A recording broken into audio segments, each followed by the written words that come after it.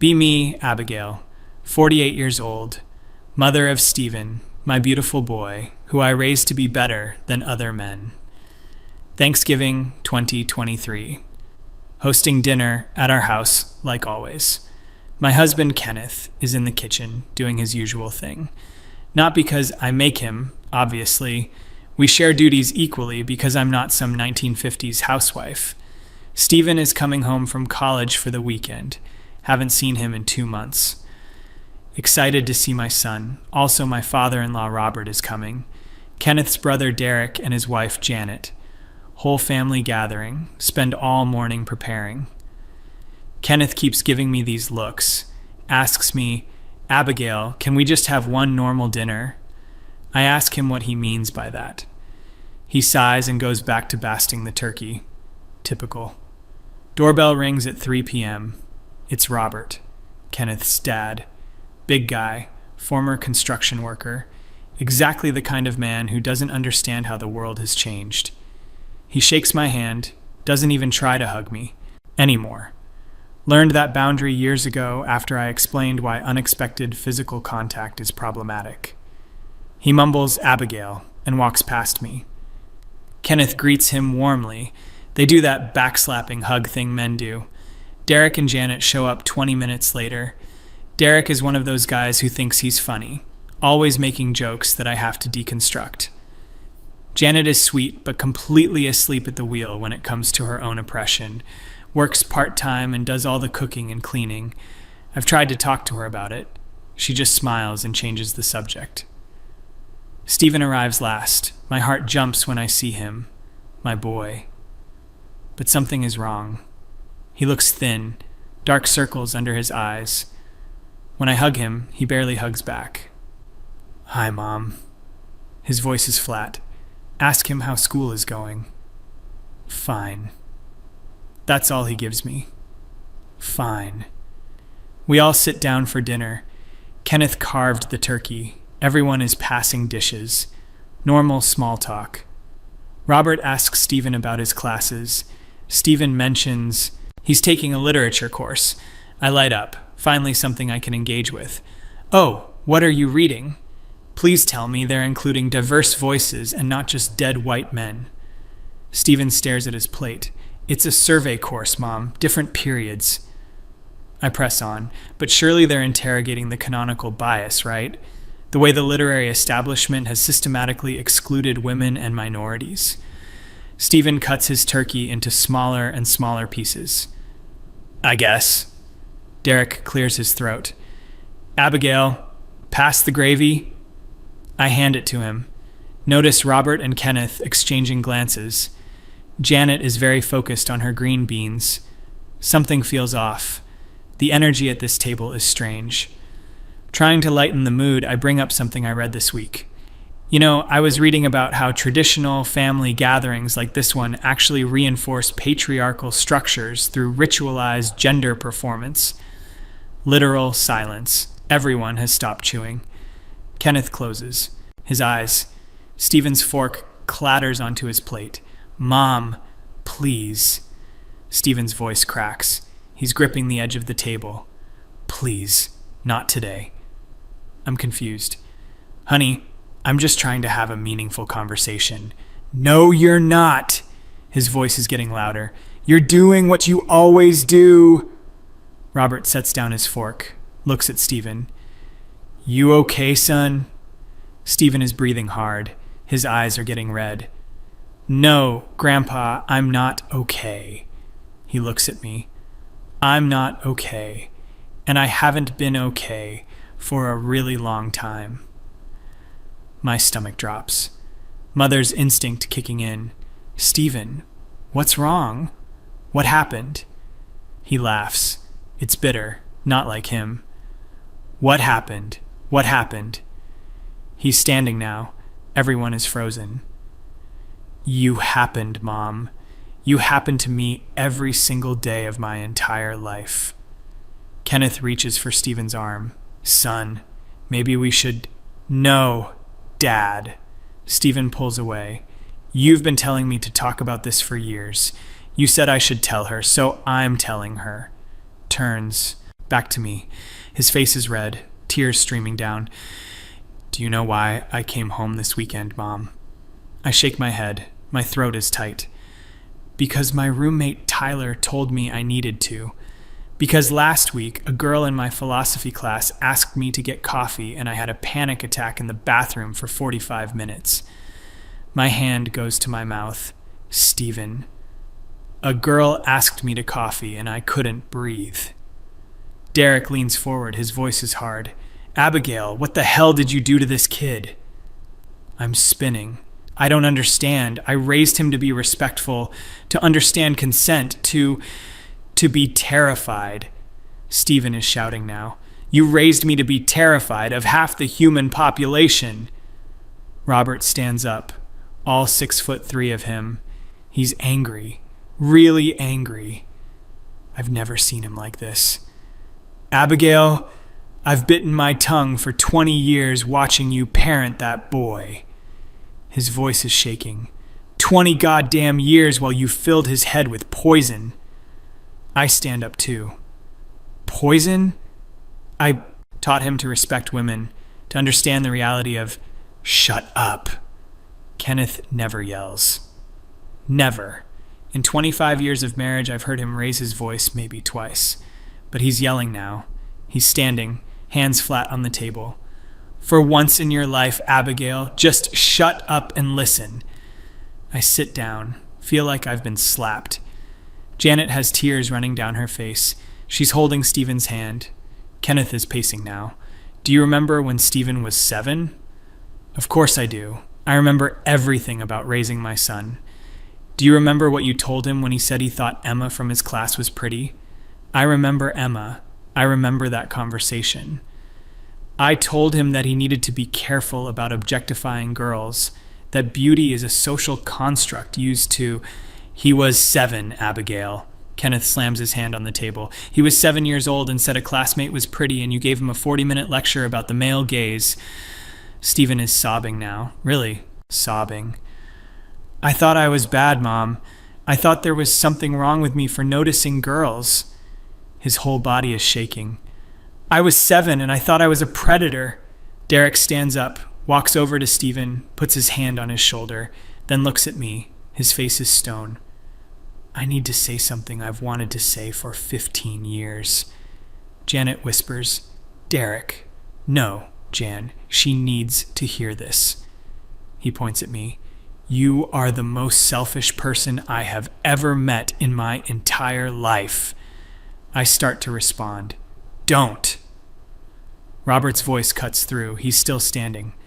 Don't you dare defend yourself right now. You're going to sit there and you're going to listen to what your son has to say.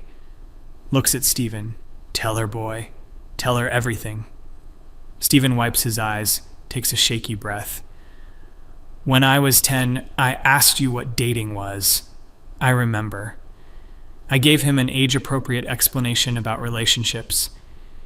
You told me that dating was a patriarchal institution designed to facilitate male ownership of female bodies. He looks at me. I was 10, Mom. I just wanted to know why Tommy's sister had a boyfriend. When I was 13 and going through puberty, I came to you because I was confused about the feelings I was having. Oh God, I remember that too. You sat me down and told me that male sexuality was inherently predatory and that I needed to be extremely careful about my urges because they came from the same place as rapists and abusers. Janet gasps. You told your 13-year-old son that? I'm trying to explain. I was trying to make sure he understood consent, that he didn't grow up to be what? Kenneth is in my face now, actually in my face. To be what, Abigail? To be like me? To be like his grandfather? His uncle? I've never seen him this angry. You think we're all just one step away from being monsters. I never said that. My voice sounds weak. You've said it 1,000 times. Derek is angry too now. Every time you talk about men, like we're some monolith. Every time you make a comment about typical male behavior or masculine fragility or any of that shit you constantly say. He's standing now too. All the men are standing except Stephen, who's collapsed in his chair. You talk about men like we're defective, Abigail. And you made your son think he was defective too. Robert walks around the table, stops right in front of me. I'm going to tell you something, and you're going to hear it. His voice is quiet, but it's terrifying. I raised 3 sons, Kenneth, Derek, and their brother Paul. I wasn't a perfect father. I made mistakes. But I loved those boys, and I taught them to be good men. He's crying now. This big, tough man is crying. And you took my grandson, and you made him hate himself for being born male. I'm shaking. I don't hate men. Yes, you do. Stephen is on his feet again. Yes, you do, Mom, and you've hated them my whole life, and you made sure I knew it. He's pulling at his hair, pacing. Do you know what it's like to grow up being told that people like you are the problem with the world? Do you know what that does to a kid? He spins to face me. Every movie we watched, you pointed out the sexism. Every book I read for school, you told me about the problematic male author. Every friend I brought home, you analyzed their behavior for signs of toxic masculinity. I was trying to raise you to be conscious, to be aware, to be ashamed. His voice breaks. You raised me to be ashamed of being a boy. Kenneth sits back down, puts his head in his hands. I tried to talk to you, Abigail. For years I tried to tell you that you were going too far. He looks up at me. His eyes are red. Every time I suggested that maybe you were being a bit extreme, you told me I was being defensive, that I was exhibiting fragility, that I was trying to protect the patriarchy. He wipes his eyes. I was trying to protect our son. Derek is nodding. I remember when Stephen was 16 and he asked me about asking girls out. Looks at Stephen. You remember that? At the summer barbecue? Stephen nods. You asked me how to talk to girls, and I started to give you advice, and Abigail came over, and he looks at me. You literally pulled him away from me, told him he didn't need dating advice from me because I was part of the problem. Janet is crying harder now. I wanted to say something that day. Derek was so hurt. I'm trying to process this, trying to understand. I thought I was protecting him. Girls face so much harassment, so much unwanted attention. I wanted to make sure he never made a woman uncomfortable. Well, congratulations. Stephen's voice is dead. Mission accomplished, Mom. I will never make a woman uncomfortable because I can't even make eye contact with women.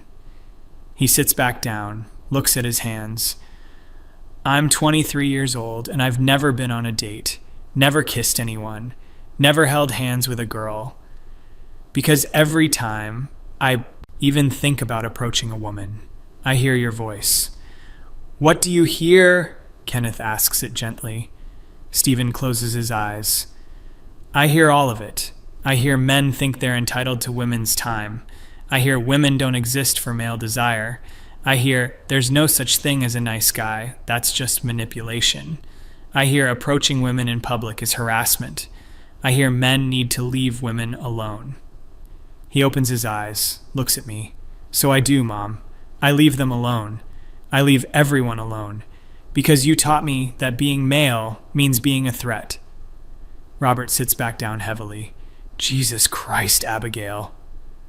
He's looking at me like I'm a stranger. Do you understand what you've done? Do you actually comprehend this? I'm crying now. I never meant. I was just trying to answer him. Derek slams the table. Do you understand what you did to your son? I look at Stephen, really look at him, this thin, exhausted, broken young man, my baby boy.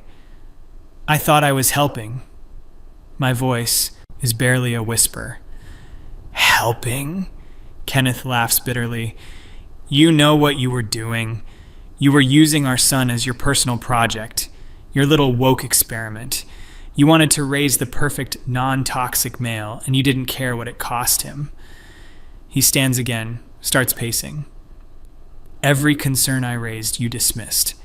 Every time I said maybe we should balance your perspective with something else, you acted like I was trying to corrupt him. Derek interrupts. I want to tell you about a conversation I had with Stephen last year. Looks at Stephen. Can I tell her? Stephen nods. Stephen called me at midnight. He was having what he thought was a heart attack. Turned out to be a panic attack. You know what triggered it? Looks at me. A girl in his dorm smiled at him in the hallway. Just smiled. And he spent 2 hours convinced she was going to report him for something, for existing near her. His voice is rising. He was convinced that a woman smiling at him was some kind of trap, that she was testing him or that he'd done something wrong by being in the hallway at the same time as her. Robert leans forward. Abigail, I'm going to tell you something about men. About real men, not the cartoon villains you seem to think we are. His voice is steady now. Men are not monsters. We're not predators waiting to pounce. We're human beings. Flawed, sure. We make mistakes. But we're capable of love and kindness and respect. He points at Stephen. And that boy there, he's one of the best people I know. Kind, thoughtful, gentle. You know why? Because that's who he is naturally. Not because you spent his whole childhood telling him his nature was evil. I'm sobbing now. I read the statistics. I read about assault and harassment, and I wanted him to be different, to be better.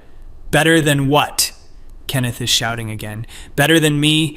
Better than his grandfather who worked 2 jobs to support his family? Better than his uncle who coaches Little League and volunteers at the food bank? He's right in front of me. You wanted him to be better than the straw man you built in your head. This imaginary typical man who's just a collection of every bad statistic you ever read. Janet finally speaks. Her voice is quiet. Abigail, I've known you for 18 years. She's still holding Stephen's hand. And in all that time, I've watched you suck the joy out of every room you enter. Every conversation becomes a lecture.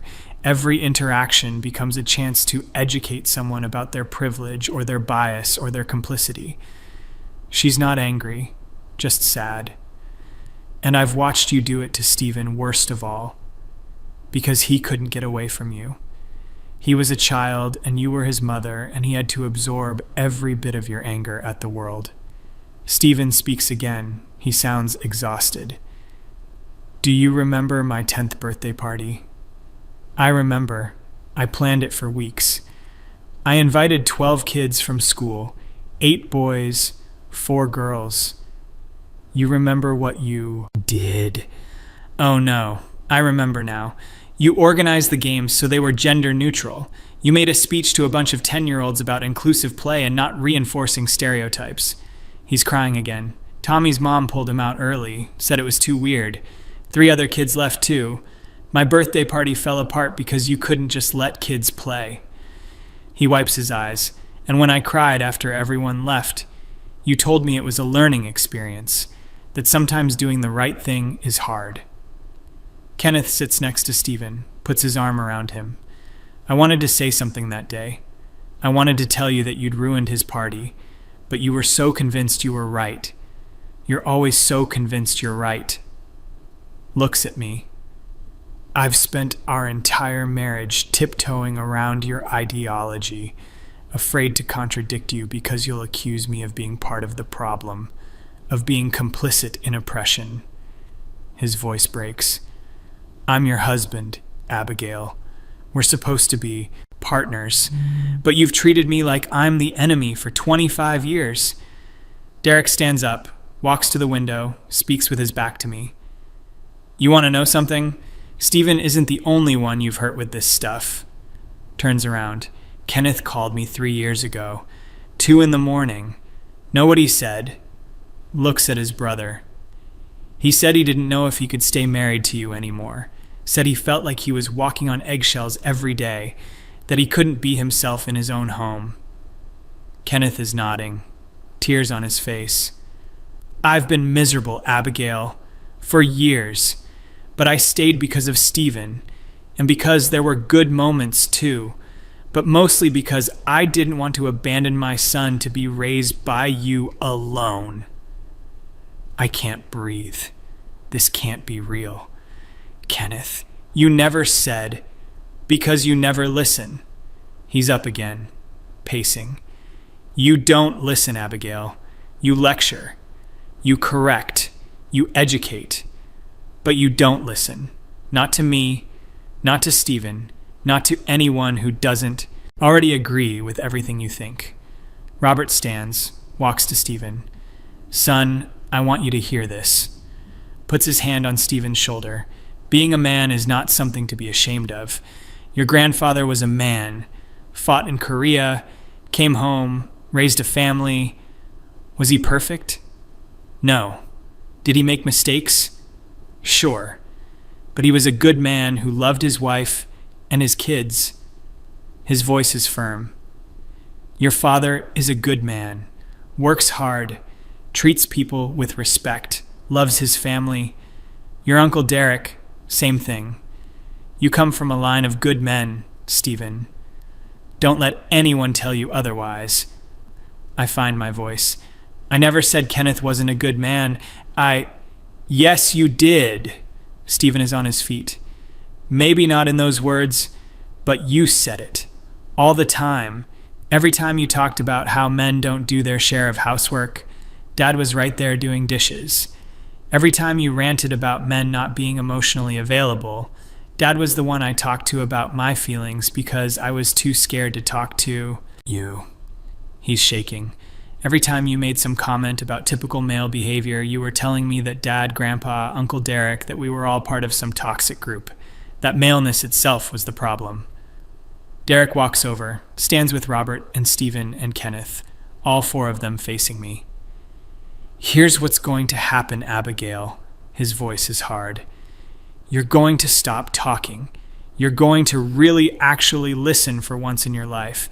And then you're going to think about whether your ideology is more important than your son. Robert nods. That boy needs help, professional help, to undo the damage that's been done.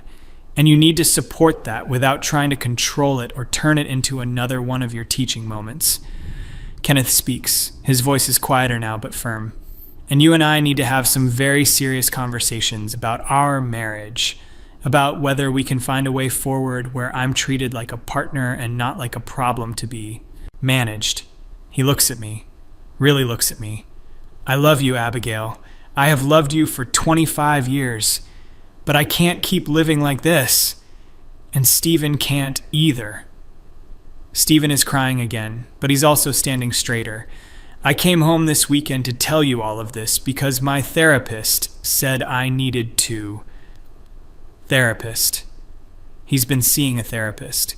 I've been seeing Dr. Sarah for 6 months. She's helping me understand that the voice in my head, the one that tells me I'm dangerous and predatory and wrong, that's not the truth. That's trauma. He looks right at me. You gave me trauma, Mom. My own mother traumatized me. I'm trying to speak, trying to find words. I only tried to. I know what you wanted. Stephen cuts me off. You wanted to change the world. You wanted to fight the patriarchy. You wanted to raise a son who would never hurt a woman. His voice hardens. But you hurt me instead. You hurt me every single day of my childhood, and you were so focused on your mission that you never noticed. Janet speaks again. Abigail, I need to tell you something too. She's standing now, still gentle, but there's steel in her voice. You've made comments about my marriage, about how I do more housework than Derek, about how I'm performing traditional femininity, or whatever term you used. She walks closer. I'm happy. Derek and I have a partnership that works for us. We divide things in a way that makes sense for our family, and I don't need you to save me from my own life. She's right in front of me now. But more than that, I need you to know that I've watched you damage the people around you with your certainty, your absolute conviction that you're right and everyone else needs to be educated, and I'm not going to stand by quietly anymore while you hurt people I love. I look around the room, at all of these people, my family, all of them looking at me like I'm a stranger, like I'm the enemy. Kenneth sits back down. He's calmer, now, spent. Abigail, I need you to understand something. This isn't about your beliefs. You're allowed to believe what you want about society and gender and all of it. He looks tired, but the way you've applied those beliefs to our family, to our son, it's been cruel. It's been so focused on being right that you forgot to be kind, Derek adds. And it's been constant, relentless. There's never a break from it. Every holiday, every dinner, every casual conversation becomes a seminar. We can't just be a family. Everything has to be analyzed and critiqued and corrected. He sits down too. It's exhausting. And for Stephen, it wasn't just exhausting. It was destructive. Robert is the last to sit. He looks older somehow.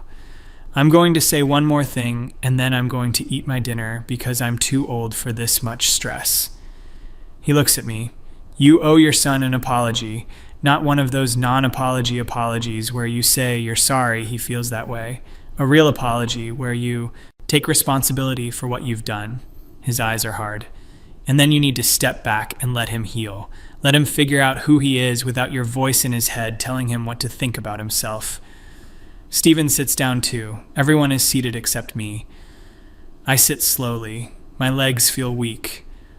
I don't know how to fix this. It's the first honest thing I've said. Stephen looks at me. I don't know if you can, Mom. I don't know if I want you to try. That hurts. That really hurts. But if you do want to try, you have to actually change. Not just say you'll change. Actually do it. He wipes his eyes. You have to stop seeing men as the enemy. You have to stop seeing Dad as someone to be corrected. You have to stop seeing me as a project. Kenneth reaches across the table, takes my hand. I'm shocked. After everything he said, he's still reaching for me. I meant what I said about serious conversations, about whether we can make this work. He squeezes my hand. But I also meant what I said about still loving you. The woman I married, before all this consumed you, she's still in there somewhere. And if she's willing to come back, we can try to rebuild. I'm crying so hard I can barely see. I thought I was doing the right thing. It sounds weak even to me. I thought I was protecting Stephen, preparing him for the world. Stephen shakes his head. You weren't preparing me for the world, Mom. You were preparing me for your version of the world, where all men are suspect and masculinity is toxic, and I should be apologizing for existing. He stands up, walks toward the door. I'm going to go. I can't do this dinner. Kenneth stands. Son. It's okay, Dad. I just need some air. I'll be back later. Maybe. He looks at me one more time. I hope you hear us, Mom. I really do, because I miss having a mother. I miss being able to talk to you without feeling like I'm on trial. But I can't keep pretending this is normal, that the way you raised me was okay. He walks out. The door closes. Silence. Just the sound of me crying. Derek breaks it. Well, that's going to be a Thanksgiving to remember. His voice is bitter. Janet elbows him. What? It's true. Robert starts putting food on his plate. Abigail, I'm going to eat this meal because your husband cooked it and it looks good and I'm hungry. He doesn't look at me, but you need to know that everything we said here today we meant. And if you don't take it seriously, if you go back to the way you were, you're going to lose your son, permanently. He takes a bite of turkey, and probably your husband, too. Kenneth is still standing, looking at the door Stephen left through. I should go talk to him. No. Robert's voice is firm. Let him have some space. He said what he needed to say. Now he needs to process. Kenneth sits back down slowly. Janet serves herself some stuffing. We're just going to eat. After all of that, we're sitting here eating. It feels surreal. I try to put food on my plate. My hands are shaking. Drop the serving spoon. Kenneth picks it up. Doesn't say anything. Just picks it up and sets it back in the dish. We eat in silence. The worst Thanksgiving dinner of my life. Maybe the worst day of my life. After a while, Derek speaks. You know what's sad about all this? He's not looking at me. Stephen is a great kid. Smart, kind, thoughtful. He could have been confident too, happy. But instead he's terrified of half the population and thinks there's something wrong with him. Now he looks at me. And the worst part, you'll probably convince yourself that we're all just attacking you, that we're ganging up on you because we can't handle the truth, that this is just fragile masculinity or whatever. He shakes his head. But we're trying to save your relationship with your son. That's all this is. Kenneth nods. Derek's right. This isn't about attacking you, Abigail. This is an intervention. This is all of us who love Stephen telling you that you've hurt him and it needs to stop. Robert finishes chewing. The question is whether you can hear it, whether you can set aside your need to be right long enough to see the damage. He looks at me. Can you? I don't know. I don't know what I think anymore. Everything I believed, everything I thought I was doing right, it's all being torn apart. I need time. My voice is hoarse from crying. I need time to think about this. Fine, Kenneth says. Take time, but know that the clock is ticking. Stephen is 23. In a few years, he'll graduate, get a job somewhere, build a life, and if you haven't fixed this by then, he'll build that life without you in it. He meets my eyes, and I might not be far behind him. The rest of the dinner is quiet. People eat, make small talk about nothing. The turkey, the weather, anything but what just happened. I can barely eat, barely breathe. My son is out there somewhere, terrified of women because of me. My husband is sitting next to me, but feels miles away. My family looking at me like I'm a problem to be solved. And the worst part, the absolute worst part, is that I can feel something shifting in me.